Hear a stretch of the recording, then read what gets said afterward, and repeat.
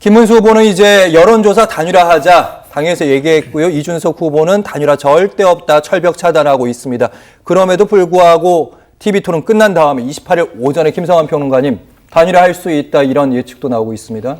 정치에 불가능은 없으니까요. 진짜 가능할 수도 있겠죠. 그러니까 그것 자체를 뭐 부인하기는 어려울 것 같고요. 뭐 그건 민주당 입장에서도 단일화 가능성이 있다고 보고 지금 준비해야 된다 이런 얘기가 나오잖아요. 그러니까 그건 상수 글쎄요. 사실은 잘 모르겠어요. 저도 모르겠는데 저는 단일화한다고 해서 효과도 없을 뿐더러 이준석 후보가 그냥 소비되고 말 거다. 이준석 후보가 그걸 잘 알고 있기 때문에 안 할 거다 이렇게 보고는 있습니다만 근데 단일화라고 하는 이슈를 계속 지금까지 띄워왔잖아요. 띄워왔을 때 저는 이준석 후보하고 김문수 후보 양자가 다 혜택을 받았다고 생각해요. 그러니까 계속 단일화 얘기를 하는 거예요. 끊임없이. 단일화 말고는 다른 이슈를 관심을 끄는 게 없잖아요. 그러니까 김문수 후보는 단일화를 한다고 하면은 결국 지지층 사이에서 야 그래도 우리가 단일화를 하면 이길 수 있겠지? 이길 수 있을지도 몰라 라고 하는 희망을 자꾸 심어주게 되잖아요. 그러니까 자기 지지층 특히 보수층을 국민의힘 지지층을 결집하는 효과로 이어질 수 있다는 거 잘 아는 거고요. 이준석 후보 입장에서는 몸값이 금값이 돼가잖아요. 요즘 금값도 비싸다고 하는데 이준석 후보 입장에서는 안 한다고 하지만 단일화 이슈에 대해서 끊임없이 화답을 해줘야 될 필요가 있는 거예요. 그래서 사실 두 후보 모두 즐겼던 거죠. 제가 볼 때는 D-Day는 뭐 28일이 될 수밖에 없다고 보는데요. 그 짧은 기간 안에 단일화하는 건 좀 쉽지 않다고 보고 결국 사전투표로 들어가고 단일화 이슈가 사그라들었을 때 그때 지금까지 이어왔던 여론조사보다는 조금 다른 여론조사 흐름이 생겨날 수도 있다고 보거든요. 근데 그거는 이준석 후보의 지지층은 결국 20대, 30대 남성에 편중돼 있단 말이에요. 특히 20대 한 20, 30대 한 15 정도 이렇게 받는 지지율이 한 5% 돼요. 환산하면. 그거에 이제 실망한 김문수 후보는 못 찍겠다고 하는 보수층이 일부 옮겨간 층이 저는 있다고 보거든요. 중도는 거의 확정성이 없어요. 그럼 그걸 합치워놓고 봤는데 나중에 가가지고 단일화 안 됐어요.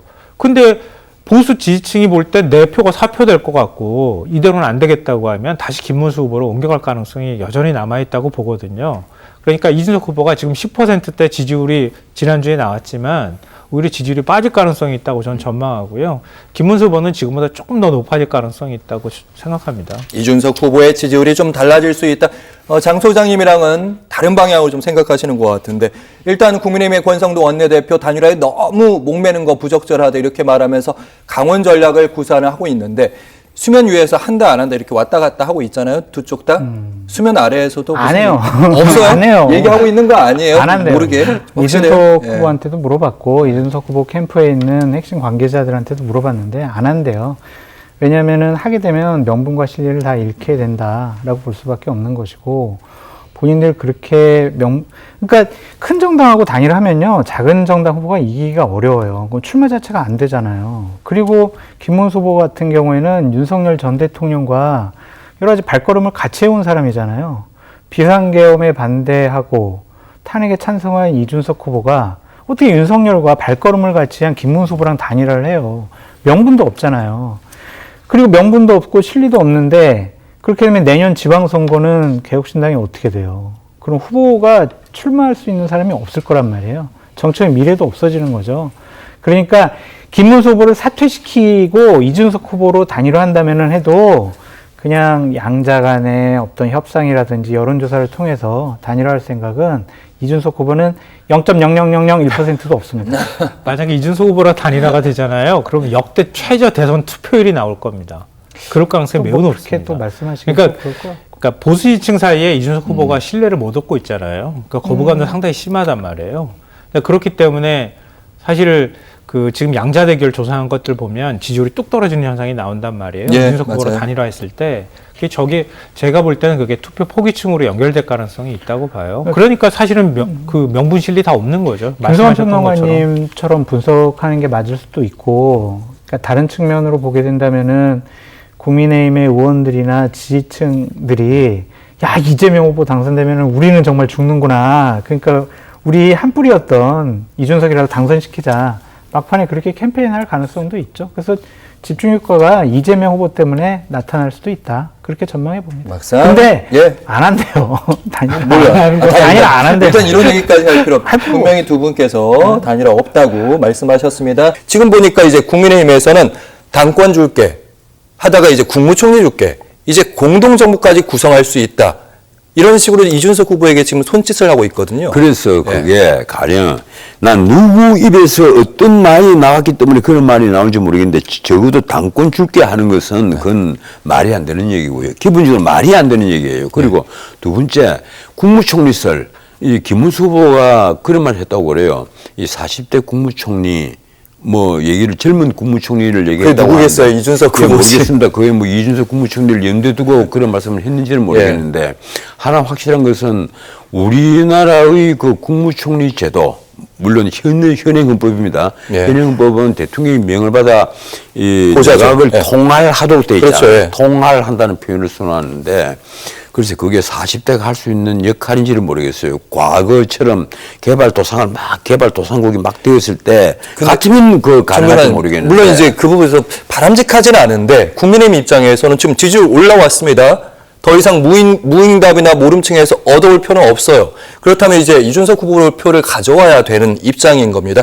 그렇기 때문에 지금 계속해서 이준석 후보에게 아니 그런데 한 다 주겠다. 왜냐하면 절박하잖아요. 아니, 이준석과 단일로 하면 이준석 표가 이쪽에 아니 지금 10%가 표가 있다고 합시다. 예. 그 10% 표가 이쪽으로 다 온다고 생각합니까? 아니면 그래서 한 8, 90% 온다고 생각합니까? 천만의 얘기입니다. 잘 안 온다고 제가 알기로는 예. 절반도 오지 않을 겁니다. 오히려 이재명 쪽은 더더욱 단단히 뭉칠 것이고 이재명 쪽에도 3, 4는 간다고 봐야 됩니다. 10중에 3, 4는 간다. 아. 자 그러면 단일화 한다고 해서 없다. 과연 김문수에게 큰 덕이 있을까? 아닙니다. 저는 과거에 윤석열 안철수 단일화 때 오히려 윤석열이 넉넉하게 이길 수 있는 것이 그만큼 좁혀져 버렸다. 오히려 역결집도 있었다. 이재명은 결집을 하고 예. 그리고 안철수를 지지하던 표 중에 상당수는 이재명에게 넘어갔다. 거기다가 당시에 이준석이가 벌여놓은 젠더 논쟁이 대해졌죠. 갈라치기. 그 바람에 예. 그 앞에 여론조사 한번 보세요. 그 일주일 전에 마지막 여론조사 나온 것은 다 적어도 한 5% 많게는 한 10% 가까이 넉넉하게 윤석열이 이기는 것으로 나왔었단 말이에요. 예. 그런데 개표를 하니까 0.73%포인트 차, 24만 표 차이로 확 줄어들어서 무효표보다도 훨씬 더 숫자가 적은 표 차로 이긴 겁니다. 그런데 예. 어쨌든 국민의힘은 지금 이준석 후보와의 단일화가 특단의 대책으로 김문수 후보도 그렇게 얘기하고 있잖아요. 방침을 정한 것 같고 그래서 모든 걸 다 줄 수 있다는 입장입니다. 그래서 만약에 이제 국민의힘이 이제 윤석열 전 대통령 절연도 하고 김건희 여사에 대한 사과도 더 면밀히 하고 계엄도 사과하고 그 친윤들도 이선 호퇴 완벽하게 시키고 이러면 좀 더 당선 가능성이 김문수 후보 중심으로 단일화하면 당선 가능성이 높지 않겠느냐. 아니 오늘 사회 토론 때 아마 그 비상기업 문제가 나오면 이게 정치적인 주제도 되겠지만 아마 오늘 그 얘기가 나올 거예요. 예. 예, 나오고 빈부 격차 문제가 나올 거, 격차 해소 문제가 나올 것이고 뭐 여러 가지 주제가 많이 나오겠죠. 이 평소에 사회의 어두운 곳에 대한 공부를 가령 송파 세모니 사건부터 시작해서 좌파들이 늘 밥상에 올리는 이런 문제들에 대해서 공부가 되어 있지 않으면요.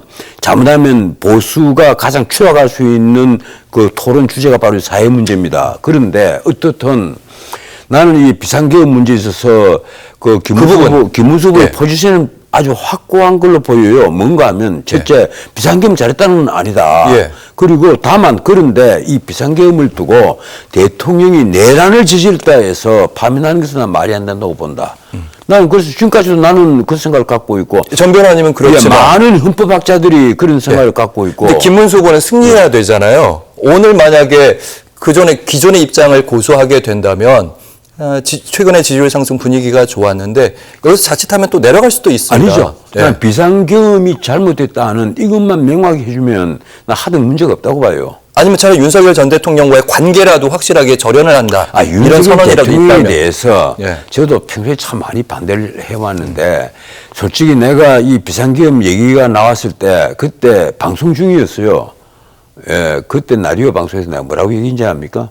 이거 알코올성 치매 아니냐. 네, 그랬었죠. 이 얘기를 해갖고 논란이 되어버렸는데 솔직히 말했어요. 윤석열 대통령의 비상계엄이 찬성한 사람이 누가 있습니까? 내 역으로 한번 제가 한번 얘기를 할게요. 제가 30초밖에 시간이 없어서 그래서 김문수 후보가 오늘 토론회에서 아마 그 부분에 이준석 후보도 공략을 할 거거든요. 확실한 답변을 줘야 된다는 조언들이 많은 것 같아서요. 예. 아니 그런데 기본적으로 이게 윤 대통령의 파면에 찬성한다는 말이 안 돼요. 그거는 김문수 후보로서 말이 안 된다고 보고 두 번째 이 격차 해소에 대해서 김문수 후보가 공부를 좀 하셔야 될 겁니다.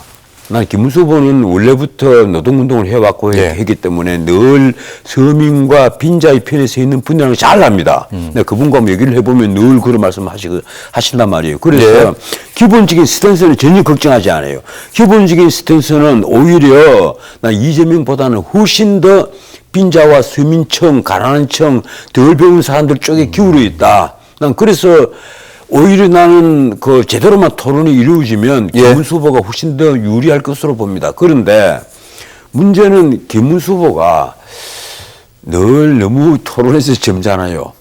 상대의 허점을 제대로 가령 호텔 경쟁이 나오고 이 120은 커피 원가론이 나오면 그 자리에서 내가 좀 박살을 냈을 겁니다. 그리고 또 하나 그렇지 않아요. 뭐 국가 채무가 전혀 늘지 않았다고? 알겠습니다. 전 변호사님. 국가 재정을 풀지 않았다고 그러면 그 얘기는 좀 국간을 비운 놈이 길어집니다. 누군데? 이 국간을 비운 놈이 누구냐고 내가 물었을 거예요. 그 자리에서. 응? 그런데 알겠습니다. 그런 식의 점잖을 빼지를 못해요. 이번에 기껏 하는 말이 지금 이번에 보니까 도둑놈이 대부분을 공격을 하고 있다. 이 도둑놈이라는 표현을 참 쓰던데, 네, 그거 보고 내가 한참 웃었습니다. 야, 얼마나 답답했으면 드디어 김문수 후보 입에서 저런 거친 표현이 나오기 시작했다. 알겠습니다. 알겠습니다. 어제 사실의 마지막 단일화를 위해서 김문수 후보가 이준석 후보를 만나기 위해서 직접 밤늦게 찾아가기까지 했는데 결국 무산됐고 한 2시간 전쯤에 권성도 원내대표 단일화 완전히 무산된 것 같아 이렇게 얘기했습니다. 박찬원 교수님. 하지만 이재명 후보는 한 2시간 전에 이거 단일화 기정사실이다 이런 식으로 얘기를 했더라고요. 네. 이재명 후보가 단일화 될 거다라고 얘기하는 거는 만약의 경우 정말로 단일화가 됐을 때 지지층이 동요하지 않도록 미리 마음 먹고 만약에 변수까지 다 해놓고 저랑 똑같다고 생각해요. 이재명 후보가 방탄복 입고 방탄유리 했던 것과 똑같다. 만약의 경우를 대비한 던진 수였고 그리고 그만큼 절박하니까 지지층들 꼭 투표해달라 이런 표현이었다고 보고요. 저는 뭐 어저께 김문수 후보가 이제 뭐 의원회관 방문해가지고 기다리는 모습 연출한 거 우리가 지난주인가요? 지지난주인가요? 하와이 설득조 이거 쇼다. 내가 이렇게 캠프로 들이기 위해서 4분 오열된 당을 통합하기 위해서 이렇게 김문수 후보 노력하고 있다 보여주기 위한 쇼라고 저희가 얘기한 적이 있었습니다. 마찬가지였어요. 단일화를 위해서 내가 이렇게까지 오밤중에 내가 이렇게 기다리고 있다. 근데 결국은 단일화 못했다. 미안하다. 이 책임 다 단일화를 거부한 이준석 후보에게 있는 거 아니냐. 그러니 나 김문수에게 표를 달라. 이것을 위한 쇼라고밖에 볼 수가 없는 거예요. 좀 그런 점에서 지난번 단일화, 강제 단일화가 정말로 국민들에게 이게 당이냐. 국민의힘은 정말 이렇구나라고 하는 대단한 실망감, 지지층에게도 조차 실망감을 줬다면 이번 단일화는 정말로 단일화에 목매다가 정책도 뭐도 없는 단일화 외에는 기억이 안 나요. 김문수 후보 얘기하면. 그런 점에서 정말로 단일화를 위한 단일화인지 대선을 위한 단일화인지 무엇을 위한 단일화인지를 도저히 알 수 없는 그런 단일화가 결국은 끝났다. 좀 그런 점에서 뭐 이거는 뭐 잘했다 못했다를 떠나서 도대체 왜, 뭐 때문에, 무엇을 위해서 그리고 대선 후보는 도대체 국민들에게 무엇을 던져야 돼, 어떤 정책을 내놔야 되는가에 대한 정책 없는 단일화 이 부분에 대한 허무함을 갖다가 지적 안 할 수가 없습니다. 지적을 저희가 할 수밖에 없고 평론을 할 수밖에 없는 건데 어쨌든 김문수 후보 그렇고 이준석 후보 모두 단일화라는 이슈를 통해서 분명히 두 후보 모두 지지율 상승세를 이끈 건 맞습니다. 이준석 후보는 계속해서 김대현 평론가님 안 한다고는 했지만 한편으로는 진짜 하는 건가? 이런 행보를 조금 보이긴 했었거든요. 그건 뭐 약간 테크닉이라고 보는 게 맞을 것 같은데요.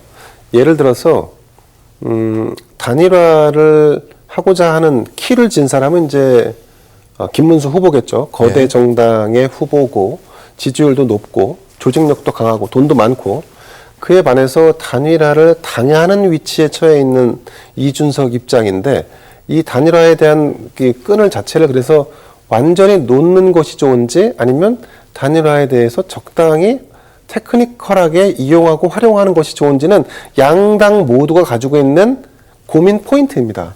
자, 그런데 이준석 입장에서 본다 그러면 이재명 후보를 지지하고 있는 표를 일정 정도 가지고 올 수 있는 부분은 이미 가져왔다라고 좀 봅니다. 그런데 지금 이렇게 두 자릿수에 온전히 안착하고 15%, 20%까지 이렇게 약진하기 위해서는 지금 가져와야 할 표는 교수 진영에 있습니다. 이를테면 김문수를 지지하는 층에 있었던 겁니다. 그렇죠. 그래서 단일화를 안 한다라고 하지만 단일화의 끈을 놓지 않고 계속 보수층에 일정 정도 흔들리거나 야, 과연 김문수를 찍어도 되는 건가? 아니면 새로운 대안은 없는 건가에 대한 그 마지막까지 유보하고 있는 유보층이 그러니까 김문수가 아니라 이준석을 바라볼 수 있는 어떤 기회나 찬스 같은 거 아니면 모습은 보여줘야 되니까 저는 그건 뭐 약간 기술적인 부분에서 있었다라고 보고요.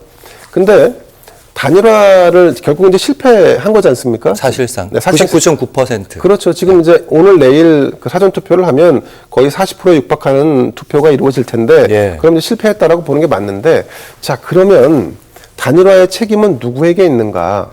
저는 개인적으로 단일화의 책임은 100% 김문수 국민의힘 후보에 있다라고 봅니다. 왜냐하면 조금 전에 말씀드렸다시피 거대 정당의 후보가 단일화의 키를 가지고 있습니다. 협상력과 뭐 모든 것이 다 우위에 있고 그래서 그거를 만들어내느냐의 문제의 그 어떤 해결사는 김문수여야 합니다. 그런데 지난번 한덕수 전 국무총리와의 단일화도 본인이 한다고 했다가 하지 않았죠. 자, 그래서 결국은 선거가 시작되자마자 유권자들에게 또 호소한 게 나는 궁극적으로 보수 진영의 단일화를 이뤄서 이재명의 집권을 막겠다라고 또 약속을 했습니다. 선언을 했습니다. 그런데 그것도 실패한 겁니다. 그러면 김문수라는 분은 인선과 인간성, 살아온 궤적에서 높은 평가를 받을지 모르지만 그가 국민의힘으로 돌아오고 나서 했던 약속은 거의 하나도 지키지 않은 꼴이 됩니다. 그래서 전적으로 단일화에 대한 욕심만 냈지 그 단일화가 성사될 수 있는 준비라든가 자세라든가 더군다나 본인의 지지율을 최대치로